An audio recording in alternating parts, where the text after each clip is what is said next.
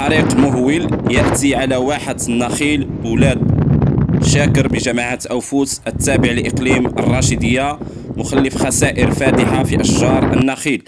وشهدت الواحة حرائق متعددة في مناسبات سابقة، ما خلف دمار هائل وسط واحة النخيل لقصور ولاد شاكر. ووفق مصادر محلية فإن الرياح القوية التي تشهدها المنطقة والحرارة المرتفعة ساهمت بشكل كبير في انتشار الحريق، حيث لا تفصلها عن بعض المنازل إلا أمتار قليلة. يأتي هذا في ظل تراجع خطير لإنتاج التمور بالمغرب، وهو ما تسبب في إغراق السوق الوطنية بالتمور الجزائرية والتونسية، والتي يقبل عليها المغاربة خصوصا في شهر رمضان. وبحسب أرقام رسمية فقد تراجع إنتاج التمور بالمغرب هذه السنة بعشرات الآلاف الأطنان، وذلك بسبب حرائق الواحات خلال الصيف والجفاف الذي تعرفه بلادنا في السنوات الأخيرة.